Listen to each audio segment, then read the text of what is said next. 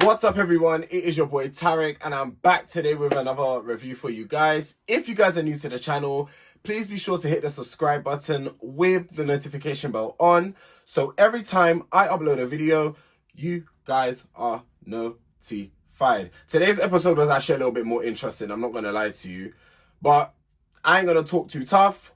All we're going to do is get straight into this review. So the episode starts off with Sarah telling the girlies how she had lunch next to Justin Bieber and Selena Gomez. So this obviously was a long time ago, because how long ago did Selena Gomez and Justin Bieber, how long ago were they together? And to be honest with you, I'm not sure how when that was happening she didn't freak out, because come on, it's Justin Bieber and Selena Gomez. Like, back then I was big on like Selena Gomez because, you know, the whole Wizards of Waverly Place and her Disney Channel era. I was like a huge fan of her back then.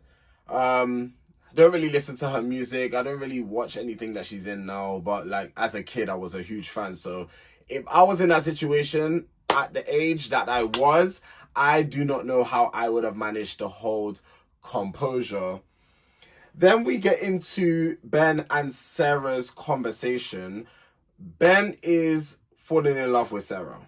That's what he said. Ben is literally falling in love with her. Then they start to get into a bit of a conversation regarding politics. Sarah says she grew up in a conservative household. Now, I don't know if I sound stupid for saying this, but I'm going to say it anyway because I don't know. And it's also going to be valuable for me to understand and learn about this.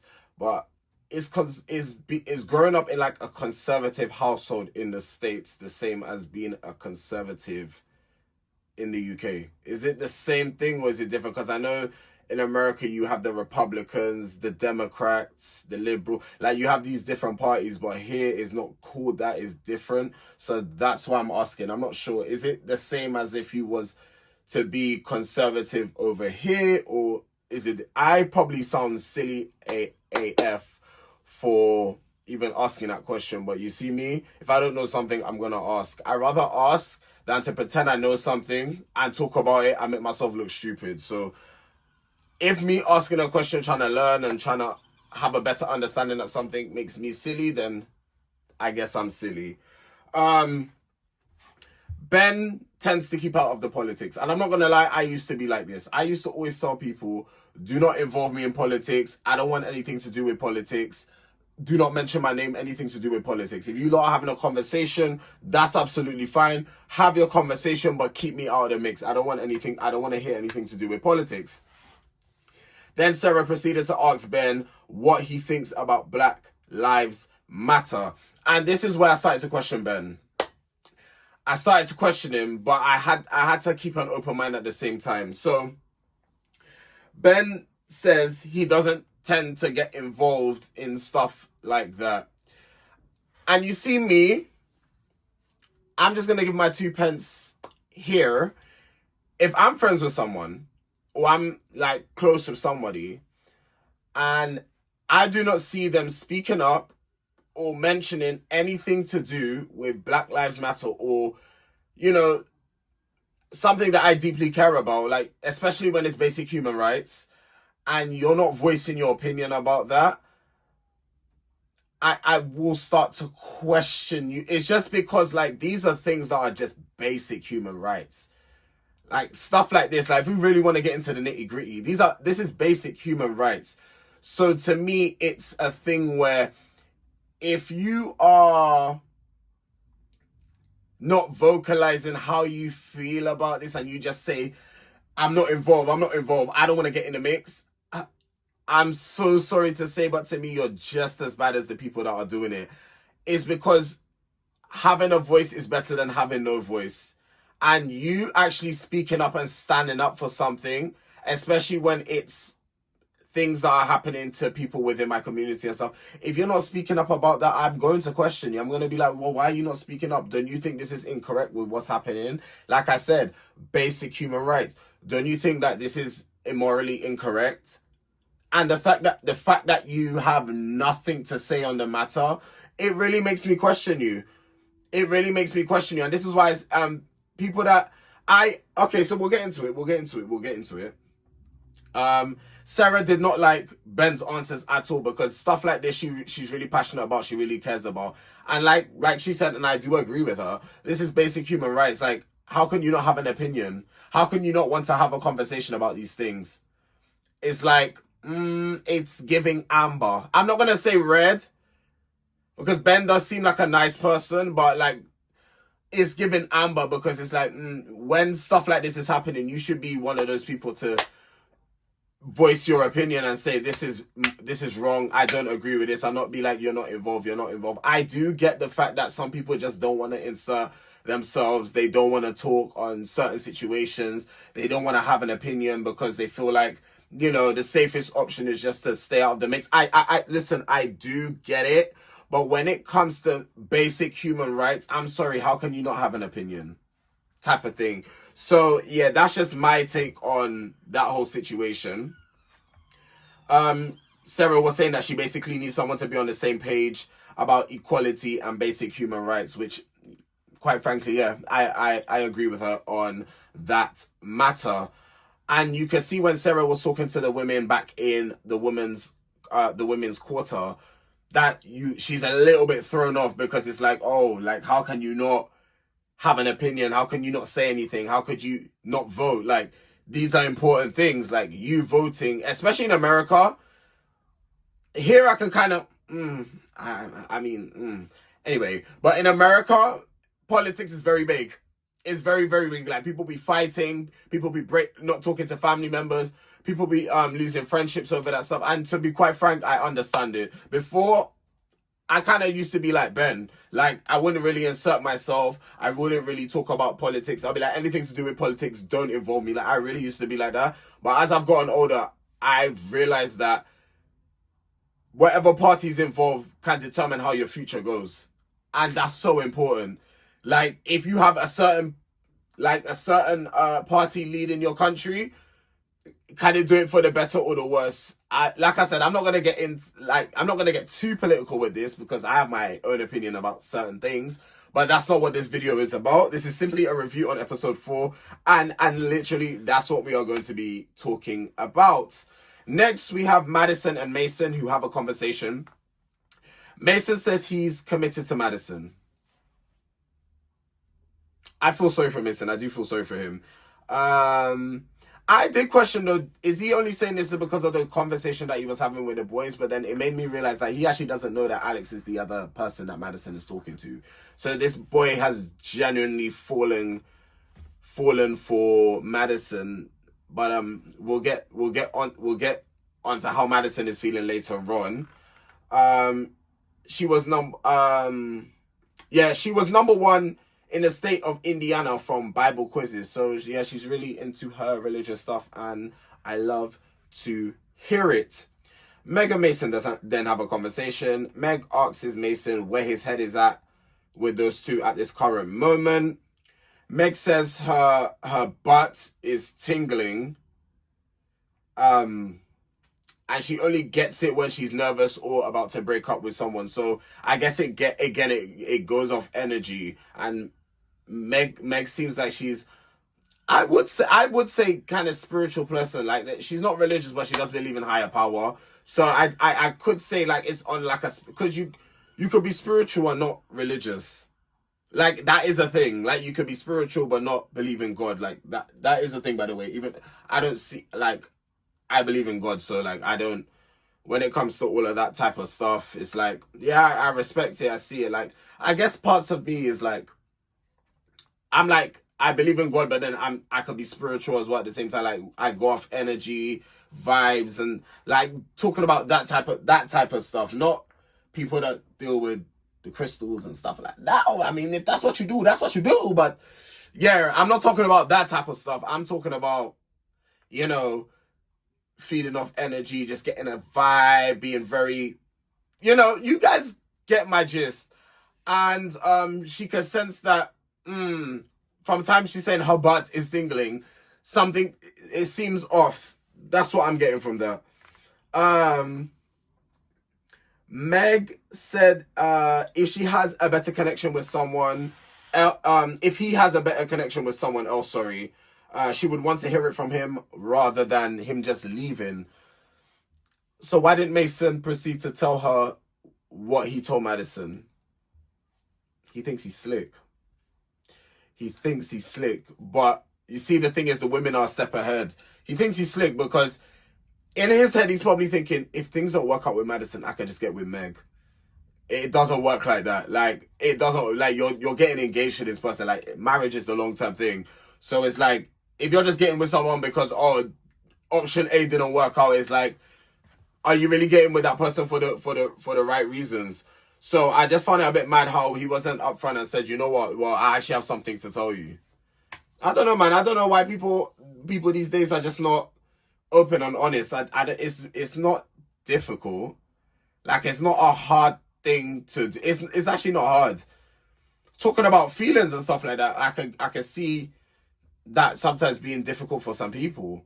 But like, just being open and honest about how you're feeling about someone, or telling them the truth about that, I don't understand why people struggle with that, because they don't want to hurt people's feelings. But what you need to realize is that you will be hurting them even worse if you're not upfront and honest. And people can't fathom this, and I don't understand it. I don't understand how people cannot get that. And yeah, I put here literally it's crazy because he didn't tell her how he's committed to Madison. So that's pretty interesting. Alex and Madison then have a conversation. Madison says that she has the capacity to love people, but she's just been with the wrong people. And yeah, that can have an effect on you. It's like, when you're with so many people, I don't want to make it out like she's been with bad people, but it's just like a rough statement. Like, when you've been with many people and there's constant betrayal, constant heartbreak, you can lose hope. You can lose hope in the whole dating scene. So that's why, but she's saying that she loves people, but she hasn't fallen in love. And there is a difference between loving people and falling in love with someone. Like, loving people is like, you love your mother, you love your father, you love your sisters, your brothers, your friends. Like, you can give love to people, but actually being in love with someone is, you'll do anything for, like, I'm not saying you won't do anything for your mother again, but it's like a different type of love, innit? You don't know what I mean. But it's like a different type of love. I've lost where I was.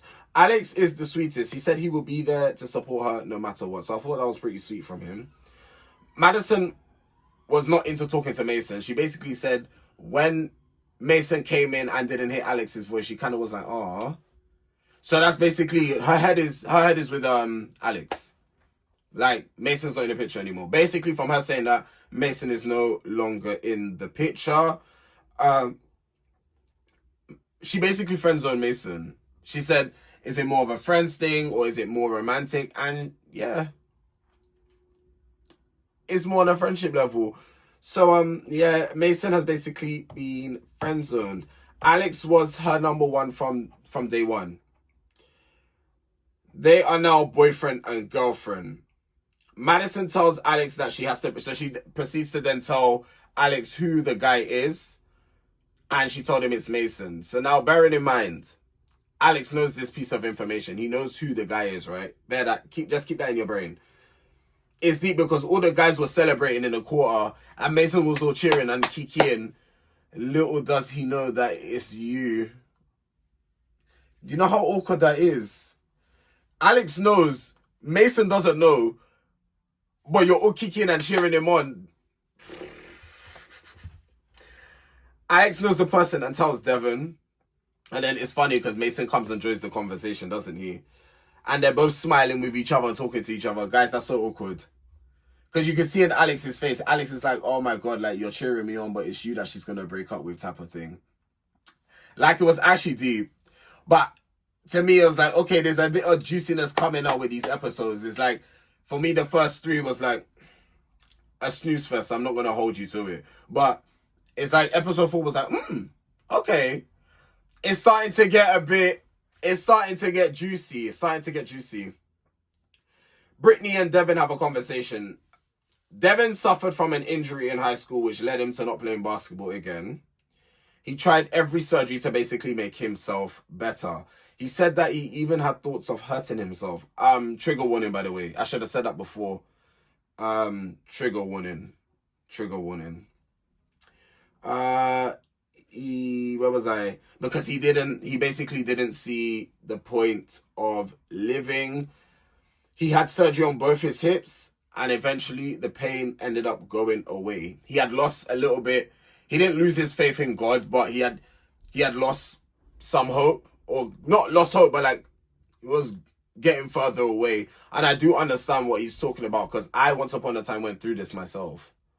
And I could say now that my connection with God is a lot stronger and a lot better. And I'm thankful each and every day that I'm here where I am today because of God. Like I kind of drifted away myself. So I do get what Devin is saying. It's like sometimes it can happen, but then God will reel you back in. If he feels you drifting, he'll reel you back in. He'll be like, no, my child. And he will literally reel you back in. And literally, from him praying to God and speaking to God, God actually directed him to the doctor that managed to find the problem. He ended up having surgery on the hips, and now he can play basketball again, and the pain went away. Guys, God really works his magic. It's just all about his timing. Brittany realized something. So then Devin was open with Brittany. Brittany ended up being open with Devin. She then was telling him that she realized some things about her sexuality. I knew where this conversation was going from time she had mentioned this. And she said that she couldn't ignore it. She had had a few experiences with women, but doesn't see marriage with a woman. I've come across a few guys that are like the same way. Like they will have fun with guys. They would even go as far as dating men, but they wouldn't even get into like a committed relationship with a man. Like I'm talking about bisexual. And let me just put a disclaimer out there. I haven't been in the situation, but I know of people that are like this. Let me just put that out there.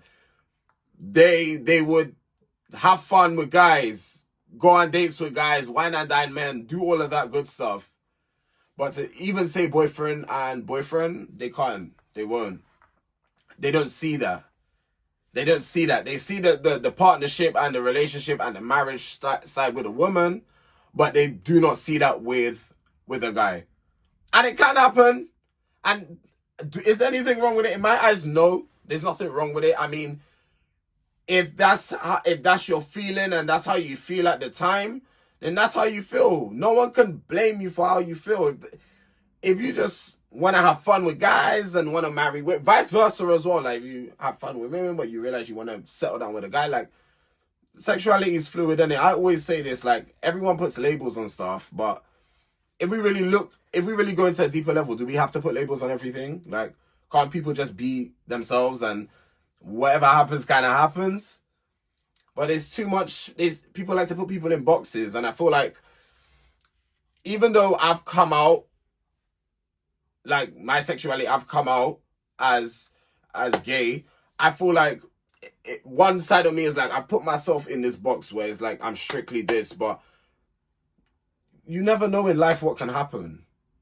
You never actually know. So I don't know. Some people know that they're strictly, like me myself. I do know that I'm strictly gay. Like I'm only into guys, and I have no problem coming on here and saying it. Like I'm proud of who I am. I am who I am, type of thing, you know.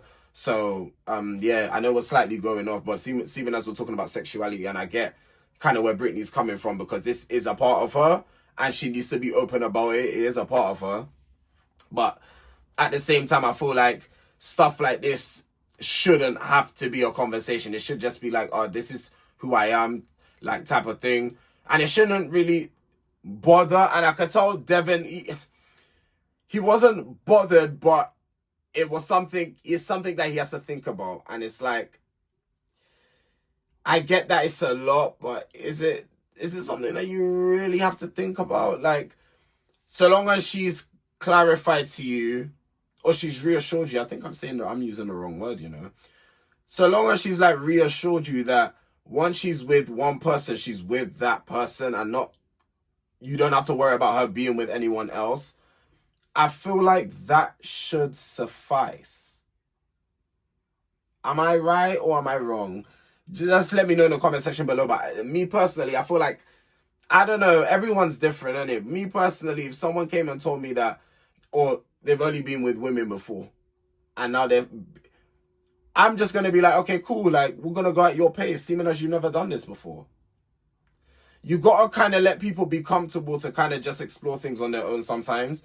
I know people want to get serious and want to settle down and do all of this good stuff, but sometimes in this life, let people just go at their own pace. I'm telling you, they will respect you more for it. Because it's like you actually let them go at their own speed. Don't let them take the piss, obviously. But like, you're letting them go at their own pace, which is absolutely fine. Devin has never been with someone who has been with the same sex. So yeah, for him, it's going to be something that he has to kind of sleep on, think about. Which I get it, but it's like, I don't know, to me, maybe because I'm a gay man saying this, so I'm going to be a bit biased. But like, to me, I don't think it's that much of a thing for you to really sit down and think about. That's just my humblest opinion. Devin and Virginia then have a conversation. Devin thinks both of them are holding back things they need to talk about. Then Virginia opens up and says that outside of the relationship that she has with her grandfather, her relationships apart from that haven't been healthy at all. Meaning they've been very toxic. She's probably been with narcissistic men and stuff like that. So like, she probably finds it very hard to open up and to be vulnerable with men because she's scared. And this is what I'm saying to people. When you mistreat someone or when you do them wrong, it can have an effect on their mental health. It can affect them long term. If they don't go out and seek the help that they need, this stuff can actually affect them long term. And some of you need to understand that. When you're mistreating people and treating people, and disrespecting people and treating people disrespectfully, you need to understand that you can actually affect somebody long term. But a lot of you don't care. And it's quite heartless, actually. Virginia said that she can see a future with Devin. So this episode was kind of like, I'm going to use a Love Island term here. People were like closing off, basically. Saying that they're not really seeing other people. Like, you are my number one type of thing. So this was the kind of episode where people are like closing things off. And then he basically tells Brittany, he tells Virginia the same story that he told Brittany about his injury. Taylor and Daniel then have a conversation. Daniel said if she wants to leave the experience for family matters, as we know that Taylor's dad is sick, and I hope he does recover very, very soon. The dad will be in my thoughts and prayers, you know. I do hope for a speedy recovery. That Daniel would actually, when he leaves, he would take the time to find her. How true I find that, I don't know. Daniel seems like a genuine person, so I want to believe it, but people say a lot of shit and talk a lot of crap. But it does seem like Taylor seems to be his one. So as far as now, I'm leaning more to I hear what he's saying. But I never, you guys that have watched me through Love Island, I don't fully back someone until like it's coming close to the end now, because it's a thing where it's like you could really, really like someone and then they could do something so crazy that you do a complete 180 and it's like, but I actually was rating your thing. Like, I was supporting you and you done this. Like, it's a big disappointment. Lauren was basically talking her shit in the women's quarters, saying that how, oh, she knows who like her guy is talking to as well, because the person always comes in making it pretty obvious. I was like, ooh. And Molly still doesn't know that Lauren is talking about her. I find this whole thing funny. Like, people will really be talking about you in 4K in front of your face, but you have no idea that they're talking about you. I just find that so funny. David and Molly then have a conversation, and David announced that his testicles are throbbing. Okay, David. There's some things that you do not need to come out and say like that. Like, that could have been kept in the bank. That could have been kept to yourself. Molly and David are gold people, meaning that their jewelry, they prefer gold. I'm not gonna lie, I'm a silver person. I prefer silver. That's just me. It matches most of my clothes that I wear. It matches my clothes, and I guess it goes with my skin tone. So I've got gold jewelry, don't get it twisted, but it's like, I've never gone to put it on. I guess, like, I've never, actually, no, I have. What am I talking about? And earrings that, one of my first earrings that I got when I got my ears pierced was gold. But I prefer silver. It goes better with my skin tone personally and with stuff I wear. I just prefer it. I like silver. I'm a silver man. David said she's been her number one from the first day. And this is why I don't understand, but then I understand it at the same time. But I'm going to tell you why I don't understand it. If you know you feel like this from someone, after like the first few days, why not tell them? Again, let's not be afraid, but people want to keep their cards. I know what people are doing. I know what people are doing. I know exactly what they're doing. They're keeping their cards close to their chest, which they should. But it's like, if it doesn't work out with option A, I'll go for option B. And it's like, that's not nice. And I feel like that's the game. But it's coming closer to that time where people are going to start proposing. The couples are going to start meeting each other. We only have one official couple, you know. Like, only one official couple. And we're now I'm now 4 episodes in. So, yeah. I'm not actually sure. I don't like going and check how many episodes there are per season. Like, I just like to watch until I reach it. And I like to be kind of surprised when it comes to those type of things.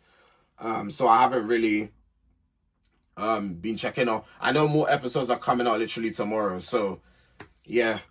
David actually likes how Molly hasn't applied any pressure. And she's kind of letting him just do his thing. And it's actually making... He's more attracted to her because of that. And that kind of attracts someone more. Is if you kind of let them do their thing, kind of let them relax, chill, they could be attracted more because it's like, you're not pestering me. Like, some people would pester to be like, oh, hurry up and make a decision. Come on, like, you're taking too long type of thing. But Molly seems like a chill girl. Like, I'm not gonna lie, that's the vibe I get from her too. Like, she seems very chilled, very mellowed. But, yeah, she seems very chilled and very mellowed. And last but not least, wait, sorry, I skipped a note. Molly doesn't know who else is talking to David, but she has an idea that it might be Lauren, due to like certain like behaviors that she's like noticing from her. David and Lauren have their conversation. Lauren told David what Molly said about the number one connection. Again, Lauren knows that it's Molly, but Molly doesn't know that it's Lauren. So now Lauren is aware of what David had said. And I feel like David should have been the one to tell Lauren. It's never good for someone else to hear it. It's not good to hear it from a second party. It should come directly from the horse's mouth themselves. So it's like, it is shitty for her to hear it that way. Lauren said that David was her number one. So again, I feel like it's too late. And even David said he wished that they had talked about this before today. I feel like, Lauren, it's actually too late for you and you're going to end up going home. It's because it's Molly and David. They just seem to gel more. Like, even during the conversations, like, even I've clocked, it's like the connection is stronger between those two. And unfortunately for you, that's just what it is. It is what it is. But yeah, guys, that's it for episodes 4 review. I hope you guys have enjoyed this video. If you have, smash that like button. Subscribe if you're new with that notification bell. And your boy's trying to reach 10,000 subscribers by the end of the year. And I know with the help of you beautiful people, we can do it. It has been your boy Tareq. And I will see you guys tomorrow for episode 5. And episode 5 is the breakup. So I believe like people will be breaking up with one another and proposing. So it's going to be a really interesting episode. But yeah, I will catch you guys tomorrow. Take care.